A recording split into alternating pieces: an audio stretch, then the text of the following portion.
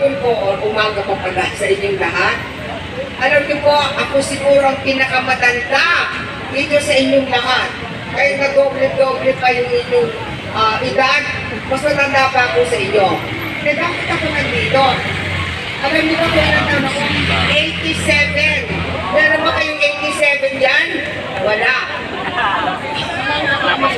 Walang aamin. Ako inaamin mo.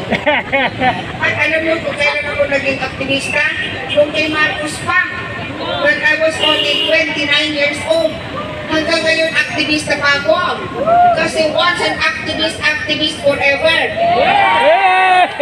Kasi po, ang paniniwala ko po, basta may nangyayaring laban sa ating bayan, kahit na nakaratay ako sa panig, tatayo po ako para ipaglaban natin ang ating bayan.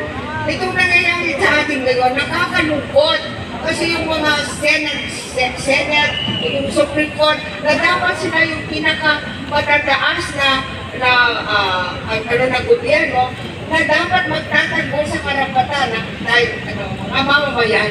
Sila pa ang lumalabas sa kanilang tungkulin na ipagtanggol ang mga mamamayan.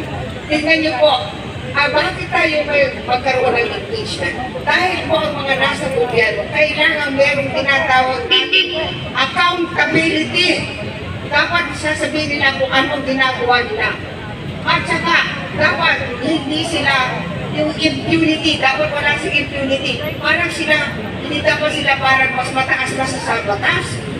Kung nakikita natin ang maraming mga opisyalis natin, parang wala sa kanilang batas. Ang ginagawa nila sa batas, weaponize ang batas, ginagawa nilang weapon ito para supilin ang lahat ng mga nag-criticize sa kanila. Sa aking edad na ito, gusto kong sabihin sa inyo na talagang ako'y naninindigan sa karapatan ng ating bayan. Ako po'y naniniwagan dyan sa Supreme Court. Kay Leonel, nagtataka ako bakit siya gumawa ng ganyang pasya. Meron pa naman akong sanang respeto sa kanya, pero nakuha pa na ako ng respeto. Kasi ginawa niya talaga, hindi man siya nagtingin kung ang basehan ng kanyang desisyon ay ito o hindi. Ang basehan niya sa kanyang desisyon ay wala daw plenary. Pero nakita naman sa minutes ng meeting ng Kongreso na may plenary. So yung basehan niya sa kanyang desisyon ay hindi totoo. Kaya dapat ang kanyang desisyon ay walang bisa. At kayo sana, nananawagan ako, magkaroon naman kayo ng humility. Kapaba ang loob na tanggapin nyo kung kayo nagkamali. Kaya i-reverse ninyo ang inyong decision. Kasi po yun lang ang makakapagpatuloy ng ating impeachment.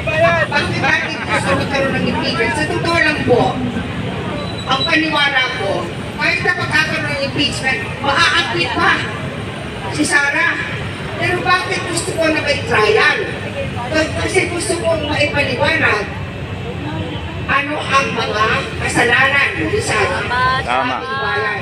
Pag nakikita natin yon, at makikita natin na talagang may kasalanan at talagang mabigat ang kasalanan, tapos inakwit pa siya, at talagang dapat tayo mamabayan. Hindi na natin tatanggapin yun. Hindi po ba? Alam niyo po, ang tingin ko, yung cowardice, ang cowardice sa Tagalog, kaduwagan. Yung kaduwagan ay very infectious, parang COVID. No? Nakakahawa. Kaya kung lahat tayo ay duwag, lahat ng mamamayan ay maduduwag. Pero alam nyo, ang tingin ko rin, ang katapangan ay infectious din. Nakakahawa din ang katapangan.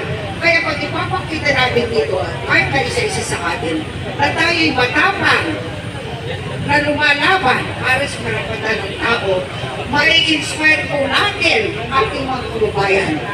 Na sila din ay lumaban. Lumabas kayo sa inyong mga tahanan.